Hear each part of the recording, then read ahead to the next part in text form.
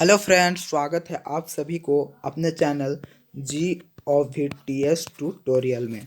दोस्तों, आज का ये वीडियो जैक क्लास 8 के सभी स्टूडेंट के लिए काफ़ी इम्पोर्टेंट रहने वाला है, क्योंकि दोस्तों आज की इस वीडियो में हम लोग जैक क्लास 8 का जैक क्लास 8 का हम लोग विज्ञान का हम लोग वीकली टेस्ट जो आप लोगों का 27 जनवरी को होने वाला है, उसका हम लोग इस वीडियो में VI ऑब्जेक्टिव क्वेश्चन देखने वाला है।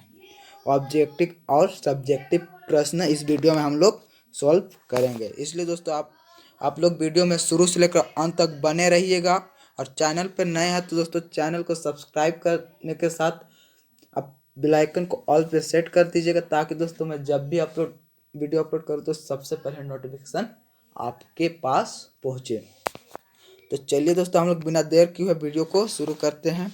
दोस्तों, आपका विषय क्या है? साइंस, कक्षा 8, और टोटल टाइम आपको 75 मिनट्स दिया जाएगा। पूर्णांक आपका टोटल कितना 40 रहने वाला है, यानी कि आपका 40 नंबर का रहने वाला है। और दोस्तों आपका टोटल 10 ऑब्जेक्टिव प्रश्न आपको पूछा जाएगा, और दोस्तों आपका 5 सब्जेक्टिव प्रश्न रहेगा। तो चलिए हम लोग वीडियो को शुरू करते हैं। तो देखिए आपका पहला प्रश्न क्या कहता है।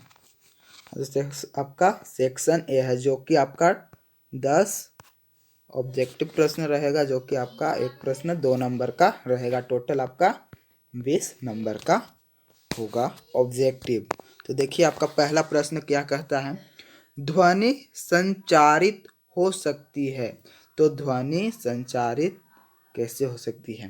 देखिए, केवल ठोसों में, या फिर केवल द्रवों में, केवल वायु या गैसों में, या फिर ठोसों, द्रव तथा गैसों में। तो आपका आंसर जो हो जाएगा ऑप्शन नंबर डी। तो चलिए हम लोग बढ़ते हैं नेक्स्ट प्रश्न की ओर। तो देखिए 2 नंबर का आपका प्रश्न कहता है, इनमें किसके आवाज़ की आवृत्ति सबसे अधिक है? तो इसमें से किसकी आवाज़ सबसे अधिक है?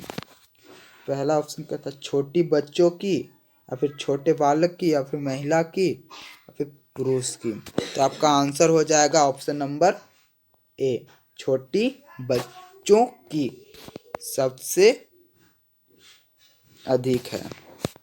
बढ़ते हैं नेक्स्ट प्रश्न की ओर। देखिए 3 नंबर का प्रश्न आपका कहता है, वयस्क पुरुष में वाक तंतु की लंबाई कितनी होती है? तो वाक तंतु की लंबाई कितनी होती है आपको बताना है। तो 3 नंबर का आंसर आपका हो जाएगा ऑप्शन नंबर सी, 20 मिलीमीटर। बढ़ते हैं हम लोग नेक्स्ट प्रश्न की ओर। देखिए 5 नंबर का प्रश्न आपका कहता है, रुई है, तो रुई क्या है? मानव निर्मित पदार्थ, या फिर प्राकृतिक पदार्थ, या फिर संश्लेषित पदार्थ, या फिर इनमें से कोई नहीं। तो आपका 5 का आंसर हो जाएगा ऑप्शन नंबर बी। आपका बी करेक्ट आंसर हो जाएगा, प्राकृतिक पदार्थ। तो देखिए आपका 6 नंबर का प्रश्न कहता है, निम्न में कौन प्रकृति में रहता है? तो प्रकृति में कौन रहता है आपको बताना। देखिए ए नंबर का आपका कहता है रेशम, ऊन, बी कहता है आपका नायलॉन, और सी ऑप्शन में है आपका रेयन, और डी ऑप्शन आपका है पॉलीएस्टर। तो आपका करेक्ट आंसर हो जाएगा दोस्तों आपका ऑप्शन नंबर ए, रेशम, ऊन। अब हम लोग बढ़ते हैं नेक्स्ट प्रश्न की ओर। देखिए 7 नंबर का प्रश्न कहता है आपका, पैराशूट बनाने में कैंसर राशि का उपयोग होता है। यहाँ टाइपिंग मिस्टेक हो गया है, कैसे होगा, यहाँ पे आपको कैसे होगा, कैसे राशि का उपयोग होता है। क्या नायलॉन होता है, या फिर कपास, या फिर पॉलीएस्टर, या फिर इनमें से कोई नहीं। तो आपका 7 नंबर का आंसर हो जाएगा दोस्तों option number A. Correct answer आपका ऑप्शन नंबर ए हो जाएगा, नायलॉन। पैराशूट बनाने में नायलॉन राशि का उपयोग होता है।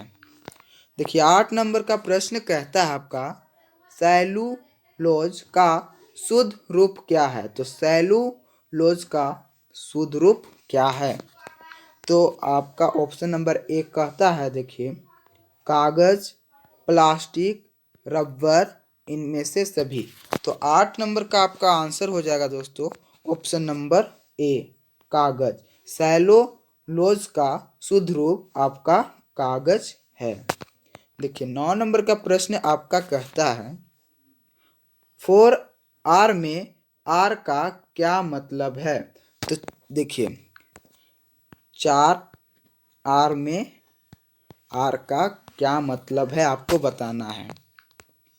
देखिए ए ऑप्शन कहता है आपका कम उपयोग, पुनः उपयोग, पुनः चक्रण। सी नंबर कहता है आपका पुनः पुनः प्राप्त करना। और डी ऑप्शन कहता है आपका इनमें से सभी। तो 9 नंबर का आपका आंसर हो जाएगा दोस्तों आपका ऑप्शन नंबर डी।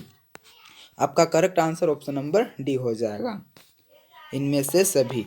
4R में आपका आर का मतलब ये सभी, ये तीनों हो जाएगा। बढ़ते हैं हम लोग नेक्स्ट प्रश्न दोस्तों। ये आपका ऑब्जेक्टिव का लास्ट प्रश्न है आपका 10 नंबर का। देखिए 10 नंबर का प्रश्न आपका क्या कहता है, पॉलीथीन किस प्रकार का प्लास्टिक है? तो पॉलीथीन किस प्रकार का प्लास्टिक है आपको बताना है। देखिए ऑप्शन कहता है मेलामाइन, और आपका बी कहता है थर्मोप्लास्टिक, और सी कहता है रेशम, और डी कहता है आपका इनमें से कोई नहीं। तो 10 नंबर का आपका आंसर जो हो जाएगा दोस्तों आपका ऑप्शन नंबर बी आपका करेक्ट आंसर हो जाएगा। थर्मोप्लास्टिक आपका करेक्ट आंसर हो जाएगा। अब हम लोग देखते हैं सेक्शन बी, जो कि आपका 2 नंबर का रहेगा। सेक्शन बी में आपका 2 प्रश्न है। देखिए क्या कहता है,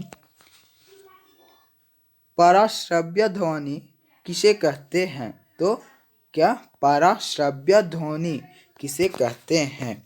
देखिए उत्तर आपका है 20,000 हर्ट्ज से अधिक आवृत्ति वाली ध्वनि को पराश्रव्य ध्वनि कहते हैं।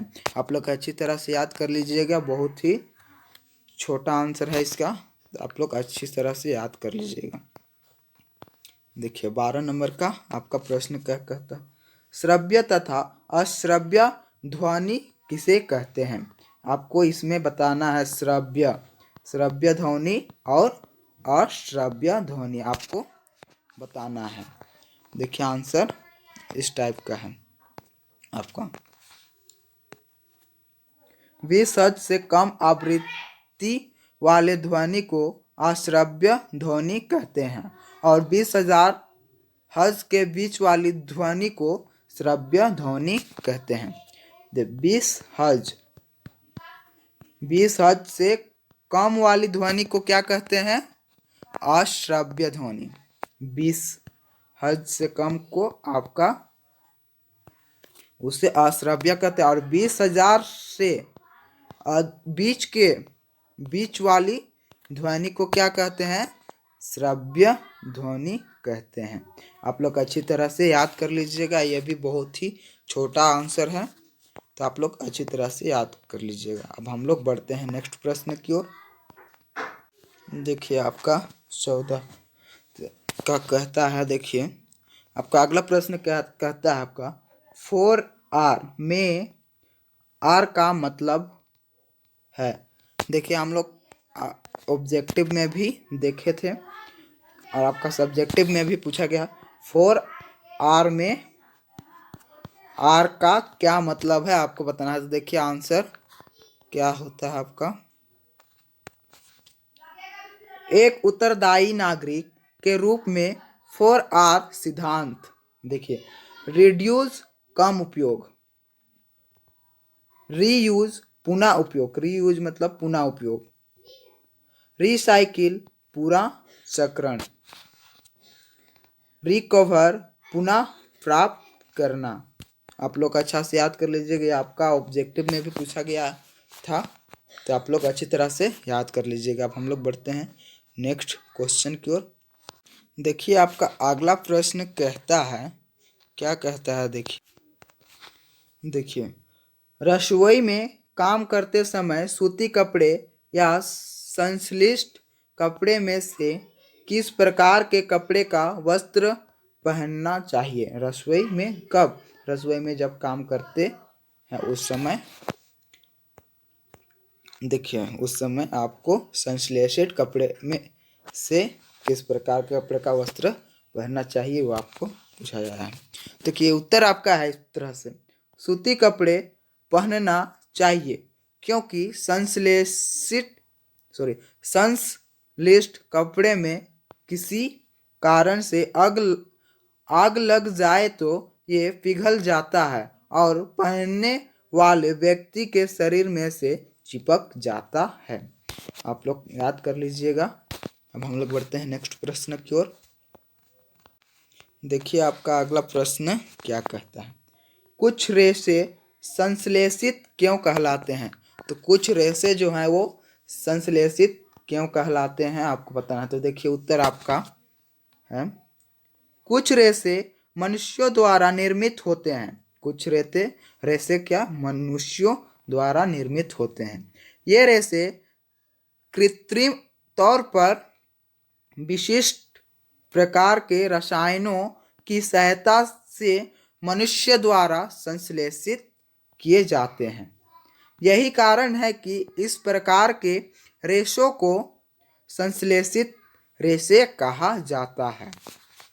देखिए आप याद कर लीजिएगा, ये आपका 4 नंबर का प्रश्न है, याद कर लीजिएगा अच्छी तरह से। और दोस्तों आपको एग्जाम में टोटल सब्जेक्टिव प्रश्न आपका 5 प्रश्न ही पूछा जाएगा, लेकिन इस वीडियो में हम लोग 6 सब्जेक्टिव प्रश्न देखने वाले हैं। तो देखिए 6 नंबर का आपका प्रश्न, 6ठा नंबर प्रश्न आपका है। देखिए नायलॉन क्या है? इसका नायलॉन नाम क्यों पड़ा? तो नायलॉन क्या है और इसका नायलॉन नाम क्यों पड़ा ये आपको बताना है। तो देखिए आपका आंसर क्या है। देखिए आंसर आपका क्या है, नायलॉन एक संश्लेषित रेशा है। क्या है? नायलॉन एक क्या है? संश्लेषित रेशा है। 1931 में कोयला, जल और वायु से बनाया गया था। कब इसे 1931 में इसे कोयला, जल और वायु से बनाया गया था। अतः कोयला, जल एवं वायु से निर्मित संश्लेषित रेशे को नायलॉन कहते हैं। तो कोयला, जल और वायु से निर्मित यानी कि बने संश्लेषित रेशे को क्या कहते हैं? नायलॉन कहते हैं। सर्वप्रथम इसे न्यूयॉर्क और लंदन के बाजारों में बेचा गया। कहाँ? न्यूयॉर्क और कहाँ? लंदन के बाजारों में बेचा गया। इसलिए इसका नाम नायलॉन पड़ा। दोस्तों इसका इसलिए नाम उसे कहाँ बेचा गया था दोस्तों? न्यूयॉर्क और लंदन में इसे बेचा गया था, इसलिए इसका नाम नायलॉन इसलिए नायलॉन पड़ा। तो चलिए हम लोग वीडियो को यहीं पे अंत करते हैं, फिर मिलते हैं अगले वीडियो में। तो वीडियो आपको पसंद आया हो तो दोस्तों वीडियो को एक लाइक कर दीजिएगा, और चैनल पर पहली बार आए तो दोस्तों चैनल को सब्सक्राइब कर लीजिएगा। और सब्सक्राइब करने के बाद दोस्तों आपको बेल आइकन को ऑल पे सेट कर लेना है, ताकि दोस्तों मैं जब भी वीडियो अपलोड करूँ तो सबसे पहले नोटिफिकेशन आपके पास पहुँचे। तो चलिए दोस्तों मिलते हैं हम फिर अगले वीडियो में।